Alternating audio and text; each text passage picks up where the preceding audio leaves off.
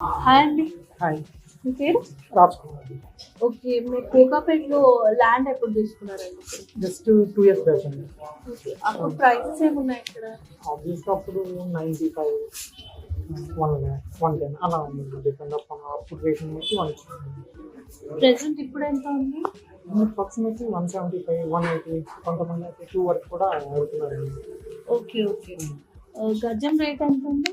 అది ఒక స్క్వేర్ వచ్చి 1 1 లాక్ lakh. 85 ప్రెజెంట్. ఓకే. అప్పుడు మేము తీసుకున్నట్టయితే 1 లాక్ మేము 98,000 చేంజ్ తీసుకున్నాం. ఇంత డెవలప్ అవుతుంది ఇక్కడ అని అనుకుంటున్నాను. ఎక్స్పెక్ట్ చేసాము, బట్ నాట్ ఇంత స్పీడ్గా అనమాట. అంటే లైక్ మేము ఫస్ట్ అనుకుని శంకర్పల్లి అటు సైడ్ అనుకున్నాం, బట్ సడన్గా ఎందుకంటే ఇన్వెస్ట్మెంట్ పెట్టాలనిపించింది, ఇక్కడ పెట్టేసాము. ఎన్ని ఇయర్స్ పట్టిందండి ఇక్కడ డెవలప్ అవ్వడానికి? జస్ట్ 1.5 year అండి. 1.5 yearలో ఆబ్వియస్గా ఇంత ఫాస్ట్ డెవలప్. ఇక్కడ తీసుకోవాలనుకున్న వాళ్ళకి మీరు ఏం సజెస్ట్ చేస్తారు? ఏమని చెప్తారు? ప్రజెంట్ రైట్ నో అయితే ఇది 185 ఉండాలి ప్రజెంట్ ఇక్కడ. సో నేను ఇచ్చే సజెషన్ ఇట్స్ బెటర్, ఇంకా రేట్ పెరగవచ్చు, ఆర్ఎల్స్ ఇక్కడతో కాన్స్టెంట్గా అయిపోవచ్చు. బట్ కంపెనీస్ అన్నీ కూడా ఇటు కోకాపేట్ సైడ్ వస్తుంది. రీసెంట్గా కాగ్నిజెంట్ వచ్చేస్తుంది, మైక్రోసాఫ్ట్ కూడా already near by. So problem లేదు, ఆబ్వియస్గా తీసుకోవచ్చు, బట్ ఎంత త్వరగా తీసుకుంటే అంత బెటర్. లేకపోతే గచ్చిపోలీలో ఎలాగా రేటు ఆగిపోయింది అలా ఆగిపోతుంది. అండ్ మీరు కొందరు కొనడానికి వచ్చి జస్ట్ జాగా చూసి వెళ్ళిపోతారు, ఇప్పుడు ఏం డెవలప్ అవుతుంది తర్వాత చూద్దామని అనుకునే వాళ్ళకి మీరు ఏం చెప్తారు? ఎగ్జాంపుల్ వచ్చి మేమే కదండి, మేము వితిన్ 1.5 yearలో మనం మేము ఇన్వెస్ట్మెంట్ పెట్టినప్పుడు నియర్లీ 1 lakh ఇన్వెస్ట్మెంట్ పెట్టాం. అయితే ఇది డబుల్ అయిపోయింది 1 yearలో, 1.5 yearలోకి. సో ఆబ్వియస్గా ఏంటంటే ఇక్కడనే కాదు ఎక్కడైనా సరే బిఫోర్ దట్ మనం ఒక 2 years ముందే ఆలోచించి దానికోసం మనం ఎక్కడైనా ఇన్వెస్ట్మెంట్ చేసుకుంటే దాన్ని బట్టి ఆ ల్యాండ్ ఏదైనా సరే రియల్ ఎస్టేట్, హైదరాబాద్ అంటే ఆబ్వియస్గా రియల్ ఎస్టేటే వస్తుంది.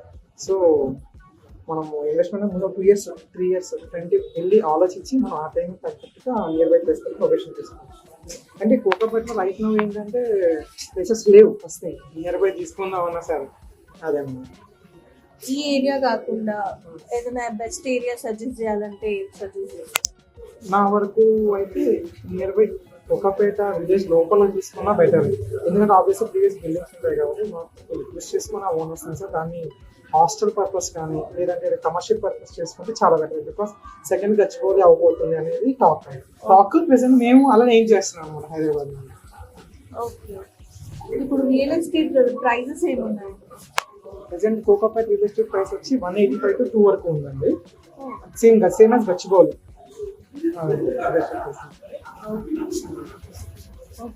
Okay, thank you.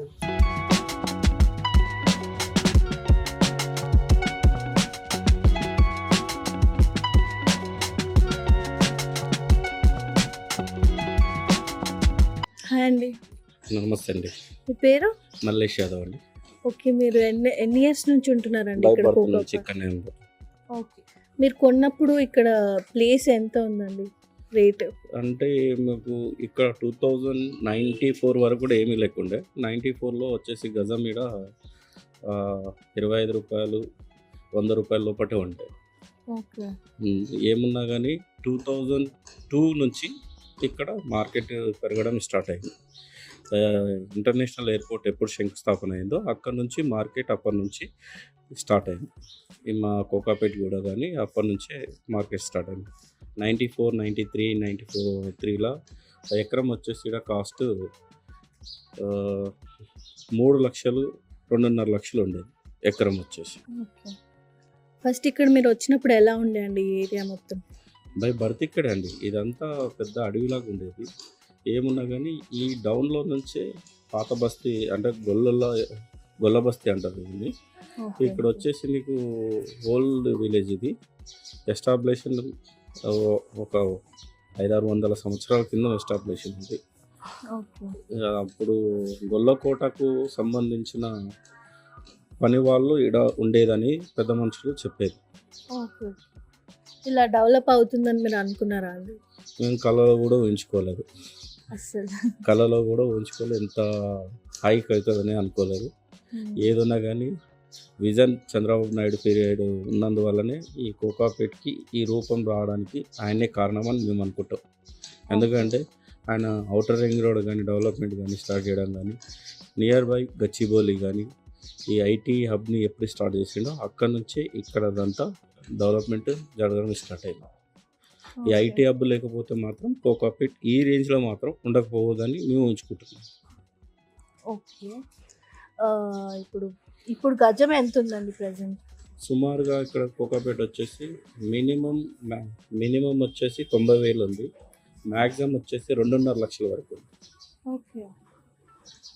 ఓకే. ఇప్పుడు ఏదైనా సజెస్ట్ చేయాలనుకుంటే ఎవరికైనా ఏ ఏరియా బెస్ట్ అనుకుంటారు? ఇక ఇప్పుడు ఒక నార్మల్ ఎంప్లాయీ మాత్రం కోకాపేట్ని రీచ్ కాలేడు. ఏమున్నా కానీ ఆల్మోస్ట్ బంజారాహిల్స్, జూబ్లీహిల్స్ అలాంటి వాతావరణాన్ని వదిలేసి కోకాపేట్లోకి వచ్చేసారు.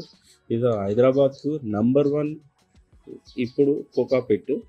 ఇందులో ఉన్న బిగ్గెస్ట్ బిల్డర్స్ కానీ బిగ్గెస్ట్ పర్సన్స్ అందరు కానీ కోకాపేటలోనే ఉంటున్నారు. ఒక నార్మల్ పర్సన్కి అందుబాటు లేకుండా ఉన్న రేట్లు ఇవి. ఒక ఎంప్లాయీ, ఒక 1 lakh ఎంప్లాయీ కూడా ఒక ఫ్లాట్ కొనలేని పరిస్థితి ఇక్కడ. ఓకే. రియల్ ఎస్టేట్ ప్రైజెస్ ఎలా ఉండాలని అనుకుంటున్నారు? ఇది తలబారిన అంటే ఒక మామూలు వ్యక్తికి మాత్రం ఇది చాలా ఎక్కువ. ఏమున్నా కానీ హైదరాబాద్ పెరగడం, డెవలప్మెంట్ కావడం మంచిదే, కానీ ఇంత ఘోరమైన రేట్లు పెరగొద్దు. ఇక ఫ్యూచర్లో మాలాంటి ఇప్పుడు మేమున్నాము, మా పూర్వీకుల ఆస్తులు కాబట్టి మాకు ఏమీ ఇబ్బంది లేదు. ఒక నార్మల్ ఎంప్లాయీ ఒక 30,000 నుంచి 40,000 ఉన్న ఎంప్లాయీ ఈడ ఏమాత్రం ఉండలేడు. ఎందుకంటే మినిమం ఈడ 1 BHK రెంట్ వచ్చేసి, అంటే విలేజ్లో చెప్తున్నాము 20,000 దాకా ఉంది, 15,000 నుంచి 20,000 వరకు. అదే అవుట్స్కర్ట్స్ అపార్ట్మెంట్ అన్నా అనుకోండి, మినిమం నుంచి 30,000 నుంచి 70,000 వరకు కూడా ఉంది. 2 BHK డిఫరెంట్ మనకు అపార్ట్మెంట్స్లో రేట్స్ అవి. ఓకే. మీరు కొన్నప్పుడు దీన్ని ఎలా జాగ్రత్తలు అంటే ఎలా మొత్తం చేంజ్ చేసుకున్నారు? అంటే మేము మా పూర్వీకులు ఉండేది కాబట్టి ఇదంతా ఏంటంటే ఇది ఒక వెంచరే, చిన్నపాటి వెంచరు. అప్పుడు మా నాన్న వాళ్ళు ఇది 2001లో తీసుకున్నాము. 2001లో తీసుకున్నప్పుడు ఈ ప్రాపర్టీ ఒక 3 లక్షలకి ఒక 400 స్క్వేర్ యార్డ్స్ తీసుకున్నాం. అప్పుడు గజంలోకి కాకుండా ప్లాట్ టోటల్గా ఒక 3 లక్షలకి టోటల్గా ఒక 400 గజాలు తీసుకున్నాం. ఇప్పుడు హైదరాబాద్ ఇలా డెవలప్ అవ్వడానికి గల కారణం ఏమైంది అనుకుంటున్నారు? కేవలం హైదరాబాద్ డెవలప్మెంట్ కావడానికి ఐటీఏ. ఎందుకంటే అది వరల్డ్ ఆఫ్ ఐటీ నడుస్తుంది కాబట్టి నడుస్తుంది. ఒకవేళ ఐటీ లేకపోతే హైదరాబాద్ ఎట్లా ఉందన్నది మనం ఊహించుకోగలుగుతామా? అసలు అది ఐటీ లేకపోతే మనం ఊహించలేము కూడా హైదరాబాద్ని. కాకపోతే ఏంటంటే ఇప్పటిదే హైదరాబాద్ కాదు, ఒక 200-400 ఏళ్ల క్రితం పెద్ద గోల్కొండ అనేది మన హైదరాబాద్కు డైమండ్స్ కూడా అప్పట్లో మన ఇండియా లెవెల్లో కూడా సప్లై చేసేది అనేది ఒక వాక్. ఇక్కడ ఈ స్థలాలు అలాంటివి చాలా అదృష్టం కూడా, ఏదన్నా ఉన్నవాళ్ళు కూడా చాలామందికి ఈ ఏరియా బెల్ట్ను బాగా కలిసి వస్తుందని చాలామంది నమ్ముతారు. అందు గురించి ఇక్కడ అనుకున్న రేటుకు ఊహించిన కన్నా ఎక్కువ రేటు పెరగడానికి కారణం కూడా అదొకటి అని నేను అనుకుంటాను. ఓకే. థ్యాంక్ యూ అండి.